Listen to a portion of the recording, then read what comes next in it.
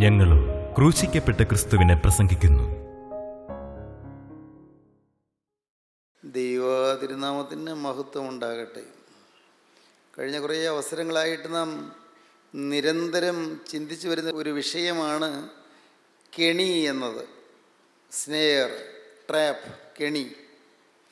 വേദപുസ്തകത്തിൽ അനേകം ഭാഗങ്ങളിൽ കെണികളെക്കുറിച്ച് പറയുന്നുണ്ട്. ഒരുപക്ഷെ സൂക്ഷിച്ച് വായിച്ചാൽ ആദ്യ പുസ്തകം മുതലേ കെണികളെക്കുറിച്ചും കെണികളിൽ വീണവരെക്കുറിച്ചും കെണികളിൽ നിന്ന് രക്ഷപ്പെട്ടവരെക്കുറിച്ചും എല്ലാം പറയുന്നുണ്ട്. നമ്മുടെയും ദൈനംദിന ജീവിതത്തിൽ നാം കെണികളിൽ പെട്ടുപോകാറുണ്ട്. പൈശാചികൻ ഒരുക്കുന്ന കെണിയാണ് പാപം, പാപത്തിൻ്റെ കെണി. പൈശാചികൻ നമ്മെ നശിപ്പിക്കുവാൻ, നമ്മുടെ ഭാവി മുടിച്ചു കളയുവാൻ, നമ്മുടെ കുടുംബം തകർത്ത് കളയുവാൻ അവൻ കെണികൾ ഉപയോഗിക്കുന്നു. അതിനെ പലപ്പോഴും മനുഷ്യരെയാണ് അവൻ ഉപയോഗിക്കുന്നത്.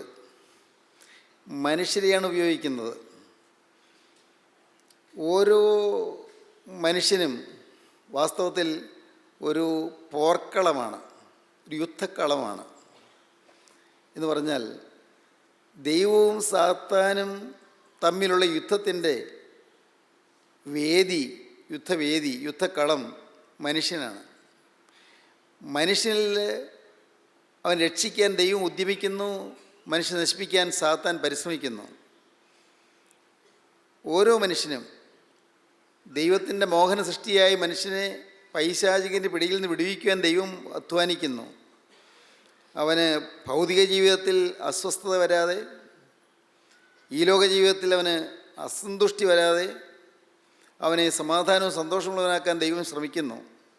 എന്നാൽ നിത്യമായി അവനെ നശിപ്പിക്കുവാനും ഈ ലോക ജീവിതത്തിൽ അവന് നാശവും അരിഷ്ടതയും വരുത്തുവാനും പിശാച് പരിശ്രമിക്കുന്നു.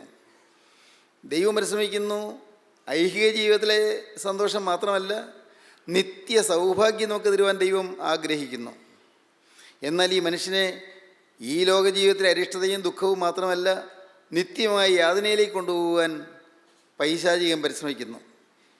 ഈ ദൈവവും സാത്താനും തമ്മിലുള്ള യുദ്ധം, അഥവാ യേശുക്രിസ്തുവും എതിർക്രിസ്തുവും തമ്മിലുള്ള യുദ്ധം നടക്കുന്ന രംഗം മനുഷ്യഹൃദയമാണ്, മനുഷ്യനാണ്. മനുഷ്യനെ തകർക്കുവാനായി പിശാച് ഒരുക്കുന്ന കെണികളാണ് പാപത്തിൻ്റെ കെണികൾ. ചതിക്കുഴികൾ മനുഷ്യൻ്റെ മുമ്പിൽ വയ്ക്കുകയാണ്. അവനെ വീഴിക്കുവാൻ, ഇനി ഒരിക്കലും എഴുന്നേൽക്കാതെ കൊണ്ട് അവനെ തകർത്തുകളയുവാൻ പിശാച് പരിശ്രമിക്കുന്നു. എന്നാൽ കെണിയിൽ വീണുപോകാതെ ദൈവം മുന്നറിയിപ്പുകൾ തരുന്നു. കെണിയിൽ വീണാൽ അതിൽ നിന്ന് കരകയറുവാൻ ദൈവം അവസരം തരുന്നു, അല്ലെങ്കിൽ അതിനുള്ള ആലോചന തരുന്നു. ദൈവം നമ്മെ എപ്പോഴും സ്നേഹത്തോടെ കരുതുകയും സ്നേഹത്തോടെ പരിലാളിക്കുകയും ചെയ്യുന്നു. വിവിധ രീതിയിലുള്ളതായ കെണികളെക്കുറിച്ച് നാം ചിന്തിച്ചു വരികയായിരുന്നു. ഇന്ന് നമുക്ക് സാത്താൻ ഉപയോഗിക്കുന്ന കെണിയുടെ ഒരു വശം നമുക്ക് ചിന്തിക്കാം. സദൃശവാക്യങ്ങളുടെ പുസ്തകം 18-ാം അധ്യായം 7-ാം വാക്യവും 12-ാം അധ്യായം 13-ാം വാക്യവും നമുക്ക് വായിക്കാം. സദൃശവാക്യങ്ങൾ 18-ാം അധ്യായം 7-ാം വാക്യം, 12-ാം അധ്യായം 13-ാം വാക്യം. മൂഢൻ്റെ വായ് അവന് നാശം, അവൻ്റെ അധരങ്ങൾ അവൻ്റെ പ്രാണന് കെണി. അവൻ്റെ അധരങ്ങൾ അവൻ്റെ പ്രാണന് കെണി. മൂഢൻ്റെ വായ് അവന് നാശം, അവൻ്റെ അധരങ്ങൾ അവൻ്റെ പ്രാണന് കെണി. 12-ാം അധ്യായം 13-ാം വാക്യം. അധരങ്ങളുടെ ലംഘനത്തിൽ വല്ലാത്ത കെണിയുണ്ട്. അധരങ്ങളുടെ ലംഘനത്തിൽ വല്ലാത്ത കെണിയുണ്ട്. കെണി തന്നെ. അധരങ്ങളുടെ ലംഘനത്തിൽ വല്ലാത്ത കെണിയുണ്ട്. നാവിൽ, സംസാരത്തിൽ കെണിയുണ്ട് എന്ന്. സംസാരത്തിൽ സൂക്ഷിക്കണമെന്ന്, നാവിനെ സൂക്ഷിക്കണമെന്ന്. വളരെ പ്രധാനപ്പെട്ടൊരു കാര്യമാണത്. യാക്കോബിൻ്റെ ലേഖനം വായിക്കുമ്പോൾ കാണാം. യാക്കോബിൻ്റെ ലേഖനം 2-ാം അധ്യായത്തിലും യാക്കോബിൻ്റെ ലേഖനം 3-ാം അധ്യായത്തിലും ആവർത്തിച്ച് പറയുന്ന ഒരു വിഷയമാണ് നാവിനെ നിയന്ത്രിക്കണമെന്ന്. യാക്കോബിൻ്റെ ലേഖനത്തിൽ അപ്പോസ്തലനായ യാക്കോബ് പറയും, ഒരു പക്വതയുള്ള ക്രിസ്ത്യാനി, പക്വതയുള്ള മനുഷ്യൻ, അവൻ നാവിനെ സൂക്ഷിക്കുകയും നാവിനെ നിയന്ത്രിക്കുകയും ചെയ്യുന്നു എന്ന്. അധരങ്ങളുടെ ലംഘനത്തിൽ വല്ലാത്ത കെണിയുണ്ട്. നാവ് അടങ്ങാത്ത ദോഷമെന്നാണ് യാക്കോബ് പറയുന്നത്. നാവ് അടങ്ങാത്ത ദോഷം. എപ്പോഴും മിതമായേ സംസാരിക്കാവൂ എന്ന് യാക്കോബ് പറയുന്നു. കേൾപ്പാൻ വേഗതയും പറവാൻ താമസമുള്ളവനായിരിക്കട്ടെ എന്നാണ് അപ്പോസ്തലൻ പറയുന്നത്. കേൾപ്പാൻ വേഗതയും പറവാൻ താമസമുള്ളവനായിരിക്കട്ടെ. 1-ാം അധ്യായത്തിൽ അക്കാര്യം വ്യക്തമായി പറയുന്നുണ്ട്. കേൾപ്പാൻ വേഗതയും പറവാൻ താമസമുള്ളവനായിരിക്കട്ടെ. നമ്മുടെ വാക്കുകളെ നിയന്ത്രിക്കുക. പലപ്പോഴും നാം നാവിനെ നിയന്ത്രിക്കാതെ ചപലമായി സംസാരിക്കാറുണ്ട്, ജൽപ്പനമായി സംസാരിക്കാറുണ്ട്, ക്രുദ്ധമായി സംസാരിക്കാറുണ്ട്, ചിലപ്പോൾ വിവേകമില്ലാതെ സംസാരിക്കാറുണ്ട്, വളരെ ഹീനമായ രീതിയിൽ സംസാരിക്കാറുണ്ട്. നാവിനെ നിയന്ത്രിക്കാതെ. നിയന്ത്രണമില്ലാത്ത നാവ് മനുഷ്യൻ്റെ ജീവിതത്തിൽ നാശം വരുത്തി വയ്ക്കുമെന്ന് അപ്പോസ്തലൻ പറയുന്നു. നാവ് അടങ്ങാത്ത ദോഷം. നമുക്ക് വായിക്കാം, യാക്കോബിൻ്റെ ലേഖനം 3-ാം അധ്യായം ആദ്യ ഭാഗം വായിക്കാം. അപ്പോസ്തലൻ അവിടെ പ്രത്യേകിച്ച് പറയുകയാണ്, അധികം ശിക്ഷാവിധി വരുമെന്നറിഞ്ഞ് ഉപദേഷ്ടാക്കന്മാർ ആകരുതെന്ന്. ഉപദേശങ്ങൾ പറയാം, ആളുകളെ ഉപദേശിക്കാം. പക്ഷേ വാക്കുകൾ പെരുകി ഉപദേശിക്കുമ്പോൾ അധികം ശിക്ഷാവിധി വരും. അധികം ശിക്ഷാവിധി വരുമെന്നറിഞ്ഞ് നിങ്ങൾ അനേകരെ ഉപദേഷ്ടാക്കന്മാർ ആകരുത് എന്നാണ് യാക്കോബ് പറയുന്നത്. നമുക്ക് വായിക്കാം. സഹോദരന്മാരെ, അധികം ശിക്ഷാവിധി വരുമെന്നറിഞ്ഞ് നിങ്ങളിൽ അനേകർ ഉപദേഷ്ടാക്കന്മാരാകരുത്.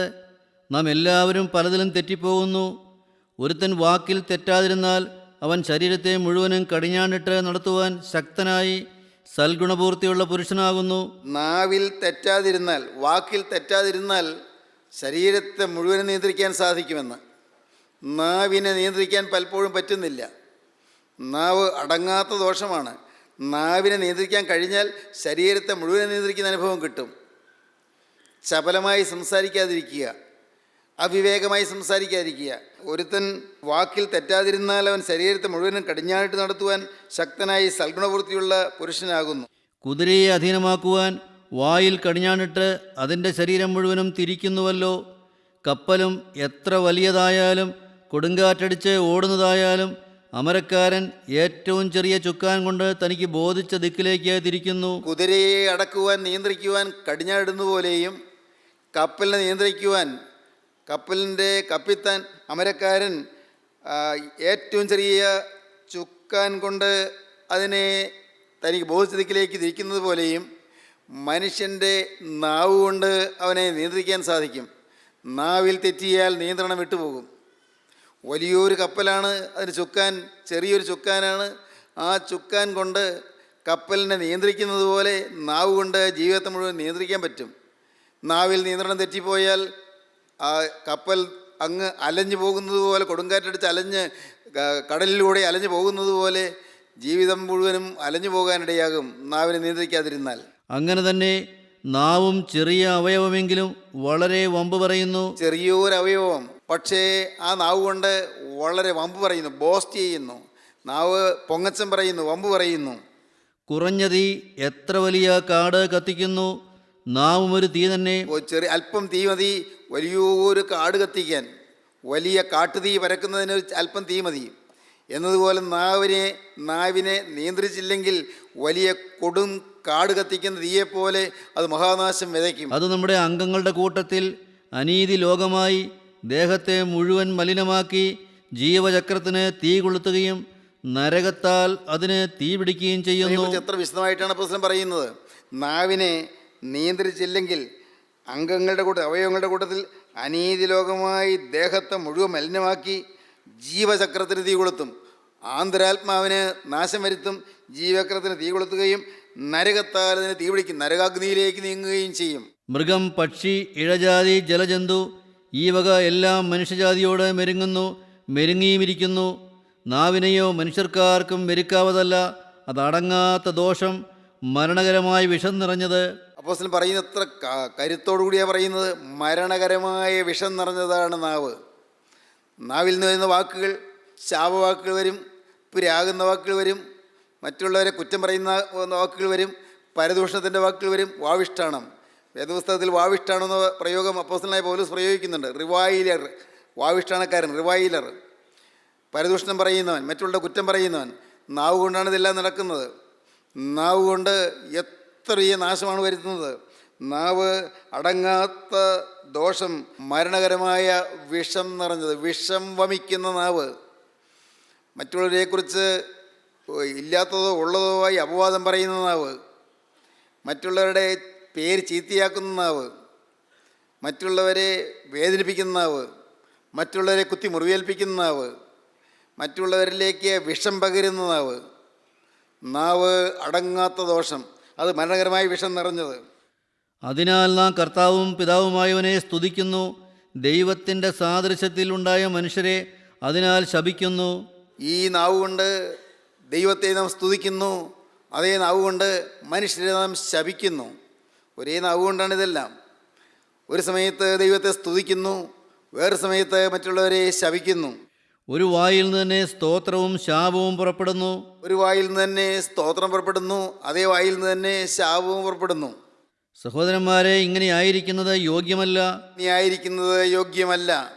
ഉറവിൻ്റെ ഒരേ ദ്വാരത്തിൽ നിന്ന് മധുരവും കയ്പുമുള്ള വെള്ളം പുറപ്പെട്ടു വരുമോ? ഉറവിൻ്റെ ഒരു ദ്വാരത്തിൽ നിന്ന് മധുരമുള്ള വെള്ളം വന്നു, പിന്നെ കയ്പുള്ള വെള്ളം അങ്ങനെ വരികയില്ലല്ലോ. സഹോദരന്മാരെ, അത്തിവൃക്ഷം ഒലിവുപഴവും മുന്തിരിവള്ളി അത്തിപ്പഴവും കായ്ക്കുമോ? ഉപ്പുറവിൽ നിന്ന് മധുരമുള്ള വെള്ളം പുറപ്പെടുകയുമില്ല. ദൈവത്തിന് സ്തോത്രം. ഉപ്പിൻ്റെ ഉറവയിൽ നിന്ന് മധുരമുള്ള വെള്ളം പുറപ്പെട്ടു വരുമോ? നമ്മുടെ ഈ നാവ് കൊണ്ട് നാം ചിലപ്പോൾ ദൈവത്തെ സ്തുതിക്കുന്നു, ദൈവത്തെ വാഴ്ത്തിപ്പാടുന്നു, നാം മനോഹരമായ ഗീതങ്ങൾ ആലപിക്കുന്നു, നാം ദൈവത്തിൻ്റെ വചനത്തെ സാക്ഷിക്കുന്നു, ദൈവത്തിൻ്റെ വചനത്തെ നാം പ്രഖ്യാപിക്കുന്നു. അതേ നാവ് കൊണ്ട് മറ്റുള്ളവരെ ശപിക്കുന്നു, അതേ നാവ് കൊണ്ട് മറ്റുള്ളവരുടെ കുറ്റം പറയുന്നു. ഈ നാവ് പിരാകുന്ന നാവായിത്തീരുന്നു. ഈ നാവ് തന്നെ ശപിക്കുന്നു. ചിലപ്പോൾ നാശകരമായ രീതിയിൽ നാം നമ്മെ തന്നെ ശപിക്കുകയും നാം നിരാശയുടെ വാക്കുകൾ പറയുകയും ചെയ്യുന്നു. നാവ് അടങ്ങാത്ത ദോഷം, അത് ഒരു കുറഞ്ഞ തീ വലിയ കാട് കത്തിക്കുന്ന പോലെ നമുക്ക് നാശം വരുത്തുന്നു. അപ്പോസ്തലൻ പറയുകയാണ്, അതുകൊണ്ട് കേൾപ്പാൻ വേഗതയും പറവാൻ താമസമുള്ളതായിരിക്കട്ടെ. നാവ് ഒരു കെണിയാണ്. നാവിലെ വാക്കുകളിൽ കെണിയുണ്ട്. കെണിയിൽപ്പെട്ടു പോകരുത്. സംസ്കൃതത്തിൽ ഒരു ചൊല്ലുണ്ട്, മിതം ച സാരം ച വചോഹി വാഗ്മിത. മിതവും സാരവത്തുമായ വാക്കുകളാണ് സാക്ഷാൽ വാഗ്മിത്വം. സാക്ഷാൽ വാഗ്മിത്വം, വാഗ്മിത. മിതം ച സാരം ച വചോഹി വാഗ്മിത. മിതവും സാരവുമായി പറയാൻ സാധിക്കുന്നത്, അതാണ് ശരിയായ വാഗ്മിത്വം എന്ന് പറയുന്നത്, വാക്ചാതുര്യം എന്ന് പറയുന്നത്. തുരുതുര പറയുന്നതല്ല, ധാരാളമായി പറയുന്നതല്ല, മിതമായി പറയുക, സാരവത്തായ കാര്യങ്ങൾ മാത്രം പറയുക, അധികം സംസാരിക്കാതിരിക്കുക, സംസാരം ചുരുക്കുക. പലപ്പോഴും നമ്മിൽ പലരും ധാരാളമായി സംസാരിക്കുന്നതാണ്. അപ്പോസ്തലനായ പൗലോസ് എഫേസ്യർക്ക് എഴുതിയ ലേഖനത്തിൻ്റെ 5-ാം അധ്യായത്തിൻ്റെ ആരംഭത്തിൽ പറയും, നമ്മുടെ നാവിനെ നിയന്ത്രിക്കണം, പൊട്ടച്ചൊല്ലും കളിവാക്കും ചീത്തത്തരവും പാടില്ല. 5-ാം അധ്യായം ആദ്യ ഭാഗം വായിക്കാം. ആകയാൽ പ്രിയമക്കളെന്ന പോലെ ദൈവത്തെ അനുകരിപ്പീൻ. ക്രിസ്തു നിങ്ങളെ സ്നേഹിച്ച് നമുക്ക് വേണ്ടി തന്നെത്താൻ ദൈവത്തിന് സൗരഭ്യവാസനയായ വഴിപാടും യാഗവുമായി അർപ്പിച്ചതുപോലെ സ്നേഹത്തിൽ നടപ്പീൻ.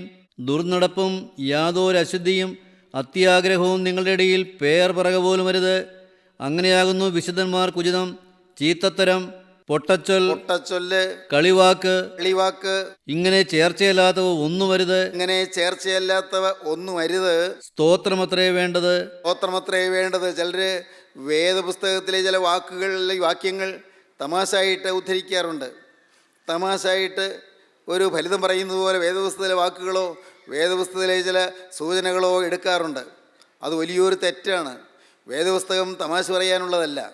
വേദവാക്യങ്ങൾ ദൈവത്തിൻ്റെ വചനമാണ്. ദൈവത്തിൻ്റെ വചനത്തെ തമാശായിട്ട് അല്ലെങ്കിൽ അത് അതിൻ്റെ പാരഡി പോലെ പറയാൻ പാടില്ലാത്തതാണ്. അതിൻ്റെ ഹാസ്യാനുകരണം പോലെ പറയാൻ പാടില്ലാത്തതാണ്. ദൈവത്തിൻ്റെ വചനം വെച്ചുകൊണ്ട് നാം പരിഹസിക്കുന്ന രീതിയിൽ സംസാരിക്കരുത്, അല്ല ഫലിതമായിട്ടും സംസാരിക്കരുത്. എന്നാൽ പ്രിയപ്പെട്ടവരെ ഒന്ന് ഓർക്കൂ, ഈ വേദപുസ്തകത്തിലെ വാക്യങ്ങളിലല്ല, സാധാരണഗതിയിലുള്ള സംഭാഷണത്തിൽ ആർക്കും വേദന വരാത്ത, ആർക്കും പ്രയാസം വരാത്ത ഏതെങ്കിലും ഫലിതങ്ങൾ പറയുന്നതുകൊണ്ട് അപകടമില്ല. ഫലിതം എന്ന് വെച്ചാൽ ആരെയും വേദനിപ്പിക്കാത്തതായ ഫലിതങ്ങൾ പറയുന്നത്. കാരണം അതുമൂലം ചിരിക്കാൻ പറ്റും. എന്തിനാണ് ചിരിക്കുന്നത്? ചിരിയെക്കുറിച്ച് വേദപുസ്തകം പറയും, കർത്താവിൻ്റെ വചനം പറയും, സദൃശവാക്യങ്ങൾ പറയും. ചിരിക്കുന്നത് നല്ല ഔഷധമാണ് എന്ന്. സന്തുഷ്ടമാനസം നല്ലൊരു ഔഷധമാകുന്നു എന്ന് സദൃശവാക്യങ്ങളിൽ ശലോമോൻ പറയുന്നുണ്ട്. A cheerful heart is a good medicine എന്ന്. A cheerful heart is a good medicine. ഒരു സന്തുഷ്ട ഹൃദയം ഒരു നല്ല മരുന്നാണ് എന്ന്. ഒരു അപകടവുമില്ലാത്ത രീതിയിൽ, ആർക്കും ദോഷമില്ലാത്ത രീതിയിൽ, ആരെയും പരിഹസിക്കാത്ത രീതിയിൽ, ആരെയും മുറിപ്പെടുത്താത്ത രീതിയിൽ ഫലിത വാക്കുകളുണ്ട്, അപകടമില്ല. പക്ഷേ അത് സൂക്ഷിക്കണം, നമ്മുടെ ആത്മാവിൻ്റെ വീര്യം കെട്ടുപോകാത്ത രീതിയിലായിരിക്കണമെന്നേ ഉള്ളൂ. നമുക്ക് വേദപുസ്തകം വായിക്കുമ്പോൾ കാണാം, സദൃശവാക്യങ്ങളുടെ പുസ്തകം 17-ാം അധ്യായം 22-ാം വാക്യം നമുക്ക് വായിക്കാം. സന്തുഷ്ടഹൃദയം നല്ലൊരൗഷധമാകുന്നു, തകർന്ന മനസ്സോ അസ്ഥികളെ ഉണക്കുന്നു. സന്തുഷ്ട ഹൃദയം നല്ലൊരു ഔഷധമാകുന്നു, തകർന്ന മനസ്സോ അസ്ഥികൾ ഉണക്കുന്നു. A cheerful heart is a good medicine, but a crushed spirit dries up the bones. Crushed spirit dries up the bones.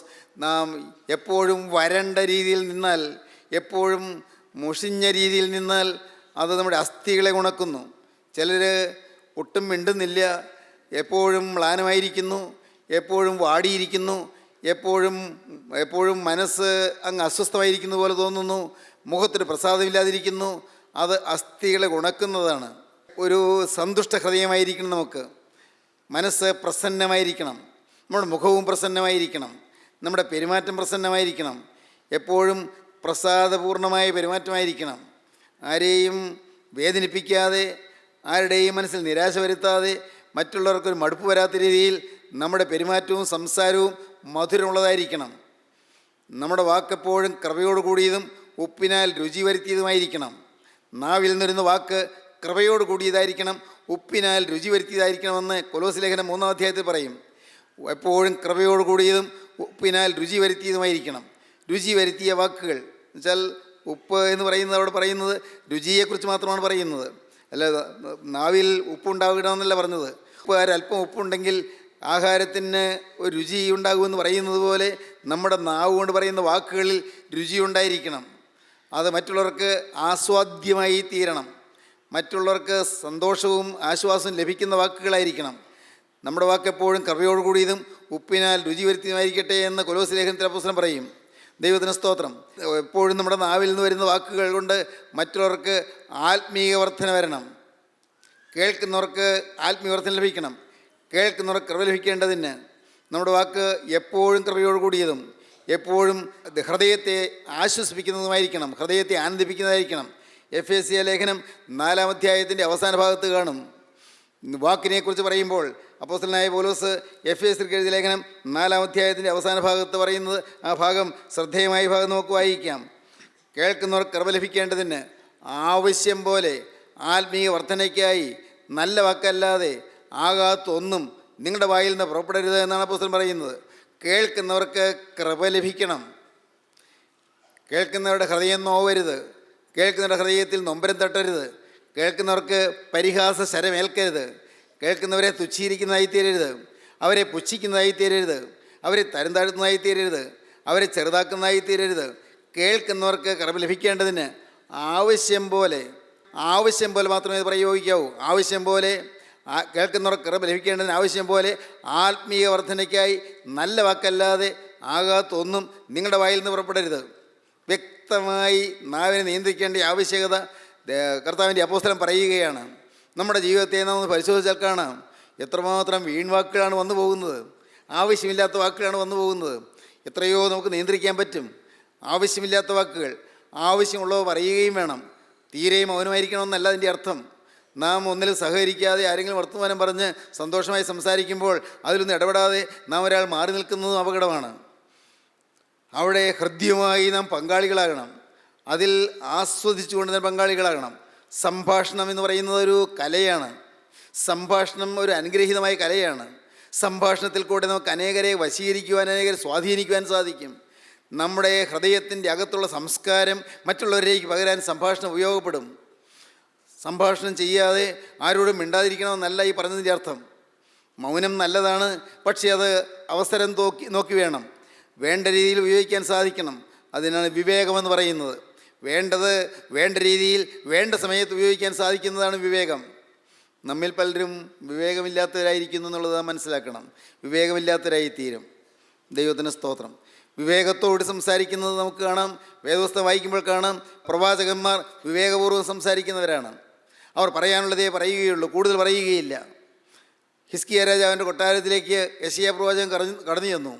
യെശയ്യാ പ്രവാചകൻ ചെന്നിട്ട് പ്രവാചകൻ ഒരു വാക്കേ പറഞ്ഞുള്ളൂ, ദൈവം ഏൽപ്പിച്ച കാര്യം മാത്രം, ദൈവം ഫലമേൽപ്പിച്ച കാര്യം മാത്രം പറഞ്ഞു. നിൻ്റെ ഗ്രഹകാര്യം ക്രമത്തിലാക്കുക, നീ മരിച്ചു പോകും, സൗഖ്യമാകുകയില്ല എന്ന് യഹോവ അരുളി ചെയ്യുന്നു. തീർന്നു. പ്രവാചകൻ പിന്നെ ഒന്നും മിണ്ടുന്നില്ല. പ്രവാചകൻ അത് പറഞ്ഞ് കഴിഞ്ഞ് പ്രവാചകൻ പോവുകയാണ്. അവിടെ രാജാവാണല്ലോ, അതുകൊണ്ട് കുറേ നേരം അവിടെ തട്ടി നിൽക്കാം വിചാരിച്ചില്ല. രാജാവാണല്ലോ, രാജാവ് എന്തെങ്കിലും മറുപടി പറയാനുണ്ടോ എന്ന് കേൾക്കാം പ്രവാചകൻ ചിന്തിച്ചില്ല. പ്രവാചകനെ ഏൽപ്പിച്ച കാര്യം പ്രവാചകൻ പറഞ്ഞു, ദൈവത്തിൽ നിന്ന് പ്രാപിച്ച് പറഞ്ഞു. ദൈവത്തിൽ നിന്ന് പ്രാപിച്ച് ദൈവം തരുന്ന നിർദ്ദേശം മാത്രം അനുസരിച്ച് പ്രവാചകൻ സംസാരിക്കുകയാണ്. നിൻ്റെ ഗ്രഹകാര്യം ക്രമത്തിലാക്കുക, നീ മരിച്ചു പോകും, സൗഖ്യമാകുകയില്ല. ദൈവത്തിന് സ്തോത്രം എന്ന് യഹോവ അരുളി ചെയ്യുന്നു. നിൻ്റെ ഗ്രഹകാര്യം ക്രമത്തിലാക്കുക, നീ മരിച്ചു പോകും, സൗഖ്യമാകുകയില്ല എന്ന് യഹോവ അരുളി ചെയ്യുന്നു. രാജാക്കന്മാരുടെ 2-ാമത്തെ പുസ്തകം 20-ാം അധ്യായം 1-ാം വാക്യം വായിക്കുമ്പോൾ ഇത് തന്നെ കാണാം. യെശയ്യാ പ്രവാചകൻ ഹിസ്കിയ രാജാവിൻ്റെ കൊട്ടാരത്തിൽ നിന്നുകൊണ്ട് രാജാവിനോട് പറയുകയാണ്, നിൻ്റെ ഗ്രഹകാര്യം ക്രമത്തിലാക്കുക, നീ മരിച്ചു പോകും, ശേഷിക്കുകയില്ല എന്ന് യഹോവ അരുളി ചെയ്യുന്നു. ശേഷിക്കുകയില്ല. ദൈവം കൽപ്പിച്ച വചനം അതുമാത്രം പറയുന്നു. ദൈവത്തിൻ്റെ പ്രവാചകന്മാർ നാവിനെ സൂക്ഷിക്കുന്നവരാണ്. അധരം പരിജ്ഞാനം സൂക്ഷിച്ചു വയ്ക്കണമെന്ന് സദൃശവാക്യങ്ങൾ പറയും. നമ്മുടെ അധരം പരിജ്ഞാനം സൂക്ഷിച്ചു വയ്ക്കണം. ദൈവത്തിന് സ്തോത്രം. ചില വാക്യങ്ങൾ നോക്കാം. പരിജ്ഞാനം സൂക്ഷിച്ചു വയ്ക്കണം. നമ്മുടെ അധരങ്ങളിൽ പരിജ്ഞാനം ഉണ്ടായിരിക്കണം. ദൈവത്തിന് സ്തോത്രം. നമ്മുടെ ജീവിതത്തിൽ നിരന്തരം നാം നിയന്ത്രണം പാലിക്കുന്നവരാണെങ്കിൽ പരിജ്ഞാനം സൂക്ഷിച്ചു വയ്ക്കാൻ സാധിക്കും. സദൃശവാക്യങ്ങളുടെ പുസ്തകം 13-ാം അധ്യായം 3-ാം വാക്യം നമുക്ക് വായിക്കാം. വായെ കാത്തുകൊള്ളുന്നവൻ പ്രാണനെ സൂക്ഷിക്കുന്നു, വായെ കാത്തുകൊള്ളുന്നവൻ പ്രാണനെ സൂക്ഷിച്ചുകൊള്ളുന്നു. അധരങ്ങളെ പിളർക്കുന്നവനോ നാശം ഭവിക്കും. അധരങ്ങൾ നിയന്ത്രണമില്ലാതെ പിളർക്കുന്നവൻ, അധരം തുറക്കുന്നവൻ നാശം വിതയ്ക്കും. 10-ാം അധ്യായം 14-ാം വാക്യം. ജ്ഞാനികൾ പരിജ്ഞാനം അടക്കി വയ്ക്കുന്നു, ജ്ഞാനി പരിജ്ഞാനം അടക്കി വയ്ക്കുന്നു. ഭോഷന്റെ വായോ അടുത്തിരിക്കുന്ന നാശം. ഭോഷന്റെ വായു ധാരാളമായി സംസാരിക്കുന്നത് കൊണ്ട് നാശം അടുത്തിരിക്കുന്നു. വീണ്ടും വായിക്കാം. സങ്കീർത്തനം 140-9. 140-ാം സങ്കീർത്തനം 9-ാം വാക്യം. എന്നെ വളഞ്ഞിരിക്കുന്നവരുടെ തലയോ അവരുടെ അധരങ്ങളുടെ ദ്രോഹം അവരെ മൂടിക്കളയട്ടെ. അധരങ്ങളുടെ ദ്രോഹം അവരെ മൂടിക്കളയട്ടെ എന്നാണ് പറയുന്നത്. വീണ്ടും വായിക്കാം. 64-ാം സങ്കീർത്തനം 8-ാം വാക്യം. അങ്ങനെ സ്വന്തം നാവ് അവർക്ക് വിരോധമായിരിക്കിയാൽ അവർ ഇടറി വീഴുവാൻ ഇടയാകും. സ്വന്തം നാവ് നിയന്ത്രണമില്ലാതെ ഉപയോഗിക്കുന്നത് കൊണ്ട് നാവ് വിരോധമായിരിക്കിയാൽ അവർ ഇടറി വീഴുവാനിടയാകും. നാവ് കൊണ്ട് സംസാരിക്കുന്നത് മൂലം ഇടറി വീഴുവാനിടയാകും. ഒരു വാക്യം കൂടെ വായിക്കാം. സഭാപ്രസംഗിയുടെ പുസ്തകം 10-ാം അധ്യായം 12-ാം വാക്യം. ജ്ഞാനിയുടെ വായിലെ വാക്ക് ലാവണ്യമുള്ളത്, ജ്ഞാനിയുടെ വായിലെ വാക്കിന് ലാവണ്യമുണ്ട്. മൂഢന്റെ അധരമോ അവനെ തന്നെ നശിപ്പിക്കും. മൂഢൻ്റെ അധരമോ അവനെ തന്നെ നശിപ്പിക്കും. ഈ പറഞ്ഞ വാക്യങ്ങളെല്ലാം ചേർത്ത് വെച്ച് ചിന്തിക്കുമ്പോൾ കാണാം, നമ്മുടെ നാവിനെ നാം നിയന്ത്രിക്കണം. അല്ലെങ്കിലോ അത് നമുക്ക് കെണിയായി ഭവിക്കും, മഹാനാശം സംഭവിക്കും, കെണിയായി ഭവിക്കും. ദൈവത്തിന് സ്തോത്രം. വളരെ ഉന്നതന്മാരായ രാഷ്ട്രതന്ത്രജ്ഞന്മാർ വാക്കിനെ സൂക്ഷിക്കാത്തതുകൊണ്ട് വൻ യുദ്ധങ്ങളുണ്ടായിട്ടുണ്ട്. വലിയ യുദ്ധങ്ങളുണ്ടാകുന്നതിന് കാരണമായിട്ടുണ്ട് വാക്കുകളിലുള്ളതായ അഹന്ത കൊണ്ട്, വാക്കുകളിലുള്ളതായ പൊങ്ങച്ചം കൊണ്ട്, വാക്കുകളിലുള്ളതായ മുറിവേൽപ്പിക്കുന്ന പ്രകൃതം കൊണ്ട് വലിയ മഹായുദ്ധങ്ങളുണ്ടായിട്ടുണ്ട്. നെപ്പോളിയൻ ബോണപ്പാർട്ട് ഒരു വാക്ക് വളരെ നിയന്ത്രണമില്ലാതെ പ്രയോഗിച്ചു. അദ്ദേഹം പറഞ്ഞു, അദ്ദേഹം സേനാനായകനോട് പറഞ്ഞത് ഇങ്ങനെയാണ്: ഇന്ന് വൈകുന്നേരം സന്ധ്യയ്ക്ക് മുമ്പ് ഇംഗ്ലണ്ടിൽ ലണ്ടൻ നഗരത്തിൽ നെപ്പോളിയൻ്റെ കൊടിയുയരും. Napoleon French ചക്രവർത്തിയായിരുന്നു. യൂറോപ്പിനെ കിടുകിട ഉറപ്പിച്ച മഹാനായ ചക്രവർത്തിയായിരുന്നു. നെപ്പോളിയൻ പറയുകയാണ്, ഇന്ന് വൈകുന്നേരം സന്ധ്യയ്ക്ക് മുൻപ് ലണ്ടൻ നഗരത്തിലെ കൊട്ടാരത്തിൽ നെപ്പോളിയൻ്റെ കൊടിയുയരും. സേനാനായകൻ പറഞ്ഞു, മനുഷ്യൻ ഒന്ന് പറയുന്നു, ദൈവം മറ്റൊന്ന് പ്രവർത്തിക്കുന്നു. ദൈവത്തിന് സ്തോത്രം. അത് പൊങ്ങച്ചത്തിൻ്റെ വാക്കുകളായിരുന്നു നെപ്പോളിയൻ പറഞ്ഞത്. വീരനായ ചക്രവർത്തി അദ്ദേഹം പറഞ്ഞ വാക്ക് അഹങ്കാരത്തിൻ്റെ വാക്കുകളായിരുന്നു. അന്ന് കൊടിയ മഴ പെയ്തു, ഭയങ്കരമായ മഴയായിരുന്നു. ആ ഭയങ്കരമായ മഴ പെയ്തുകൊണ്ട് സൈന്യത്തിന് മുന്നേറാൻ കഴിഞ്ഞില്ല, യുദ്ധം മുന്നോട്ട് പോയില്ല. സംഭവിച്ചതോ, നെപ്പോളിയൻ അന്ന് വൈകുന്നേരം പിടിക്കപ്പെട്ടു. അന്ന് വൈകുന്നേരം നെപ്പോളിയൻ പിടിക്കപ്പെട്ടു. നെപ്പോളിയനെ സെൻ്റ് ഹെലീന ദ്വീപിലേക്ക് നാടുകടത്തി. പ്രിയപ്പെട്ടവരെ, നമ്മുടെ നാവിനെ നിയന്ത്രിക്കുക. അഹങ്കാര വാക്കുകൾ വരരുത്, ദുരഭിമാനത്തിൻ്റെ വാക്കുകൾ വരരുത്, പൊങ്ങച്ചത്തിൻ്റെ വാക്കുകൾ വരരുത്, തന്നെ ഉയർത്തുന്ന വാക്കുകൾ വരരുത്, സ്വയം മഹത്വത്തിൻ്റെയും സ്വയം പ്രശംസയുടെയും വാക്കുകൾ വരരുത്, മറ്റുള്ളവരെ ദുഷിക്കുന്ന വാക്കുകൾ വരരുത്, ആരെയും വേദനിപ്പിക്കുന്ന വാക്കുകൾ വരരുത്. നമ്മുടെ വാക്ക് യേശു ക്രിസ്തുവിൻ്റെ വചനം പറയുന്ന നാവാണ്. നമ്മുടെ വാക്ക് യേശു ക്രിസ്തുവിൻ്റെ വചനം പറയേണ്ടതായ നാവിൽ നിന്ന് വരേണ്ടതായ വാക്കുകളാണ്. യേശു ക്രിസ്തുവിനെ സ്തുതിക്കേണ്ട നാവാണ്. നാം ദൈവത്തിൻ്റെ മഹത്വത്തെ വർണ്ണിക്കേണ്ട നാവാണ് നമുക്കുള്ളത്. ഈ നാവ് അനാവശ്യത്തിന് ഉപയോഗിക്കരുത്, പൈശാചിന് കൊടുക്കരുത്. നാവ് ഒരു കെണിയാണ്, കെണിയിൽ വീഴരുത്. നമ്മെ തന്നെ സൂക്ഷിക്കണം. കർത്താവായ യേശു ക്രിസ്തു കുരിശിന്മേൽ കിടന്ന് പറഞ്ഞ വാക്യങ്ങൾ ഓരോന്നും ഹൃദയത്തെ അലിയിക്കുന്നതാണ്, ഹൃദയത്തെ തകർക്കുന്നതാണ്. എനിക്ക് ദാഹിക്കുന്നു എന്ന് പറഞ്ഞതായ ആ വാക്കുകൾ, രണ്ട് വാക്ക്, എനിക്ക് ദാഹിക്കുന്നു എന്ന് പറഞ്ഞതായ ആ രണ്ട് വാക്ക് ഇന്ന് ലോകത്തെ പ്രകമ്പനം കൊള്ളിക്കുന്നു. മനുഷ്യജാതിക്ക് വേണ്ടിയുള്ളതായ ദാഹം, മനുഷ്യൻ്റെ ആത്മാവിന് വേണ്ടിയുള്ളതായ ദാഹം, മനുഷ്യനെ വീണ്ടെടുക്കാനുള്ളതായ ദാഹം, നരകയാതനയിലേക്ക് പോകുന്ന മനുഷ്യനെ രക്ഷിക്കാനുള്ളതായ ദാഹം, നരകത്തിൻ്റെ ഭീകരതയിലേക്ക് നീങ്ങുന്ന മനുഷ്യനെ ഉയർത്തിയെടുക്കാനുള്ളതായ ദാഹം, ആ ദാഹം കർത്താവായ യേശുവിൻ്റെ ആ വാക്കുകളിൽ നിന്ന് എഴുതിച്ചതായ ആ ദാഹം മനുഷ്യജാതിയെ ഇന്ന് സ്വാധീനിക്കുന്നു. അനേകരിന്ന് ആ ദാഹം കണ്ട് അനേകർ ക്രിസ്തുവിൻ്റെ കൊടുക്കീഴിലേക്കും ക്രിസ്തുവിൻ്റെ കുരിശിൻ ചൂട്ടിലേക്കും വരുന്നു. സ്നേഹിതരെ, നമുക്ക് ക്രിസ്തുവിൻ്റെ കുരിശിൻ ചൂട്ടിലേക്ക് ഓടി വരാം, ക്രിസ്തുവിൻ്റെ പാദപീഠത്തിലേക്ക് നമുക്ക് അണയാം, യേശുവിനെ നമുക്ക് വിളിക്കാം. കർത്താവേ, ഇന്ന് ഞാൻ ഈ വാക്കുകളെ കേട്ടുകൊണ്ടിരിക്കുമ്പോൾ നാഥ, എന്നെ നാവിനെ നിയന്ത്രിക്കാനുള്ള കൃപ എനിക്ക് തരണമേ. എന്നെ നീ അനുഗ്രഹിക്കണമേ, എൻ്റെ മേൽ നിൻ്റെ കരം വയ്ക്കണമേ, എന്നെ അനുഗ്രഹത്തിൻ്റെ വഴിയിലൂടെ നയിക്കണമേ. നമുക്ക് പ്രാർത്ഥിക്കാം. കെണിയിൽ വീഴാതെ എന്നെ സൂക്ഷിക്കണമേ. നമുക്ക് യാചിക്കാം, നമുക്ക് പ്രാർത്ഥിക്കാം. കരുണയുള്ള കർത്താവേ, അവിടുത്തെ മഹത്വമുള്ള വചനത്തിനായി ഞങ്ങൾ നിന്നെ സ്തുതിക്കുന്നു. ഞങ്ങൾ തന്നെ നിയന്ത്രിക്കുവാൻ നാഥ, ഞങ്ങൾ ഓരോരുത്തരെയും തന്നെ നിയന്ത്രിക്കുന്നവരായി തീരുവാൻ ഭാഗ്യം തരണമേ എന്ന് പ്രാർത്ഥിക്കുന്നു. യേശു ക്രിസ്തുവിൻ്റെ തിരുവചനത്താലുള്ളതായ നിയന്ത്രണം ഞങ്ങൾക്ക് തരണമേ. ക്രിസ്തുവിൻ്റെ പരിശുദ്ധാത്മാവിനാലുള്ള നിയന്ത്രണം ഞങ്ങൾക്ക് തരണമേ. ആളാം പ്രതി അനുഗ്രഹിക്കണമേ. യേശു ക്രിസ്തുവിൻ്റെ മഹത്വമുള്ള നാമത്തിൽ തന്നെ, ആമീൻ.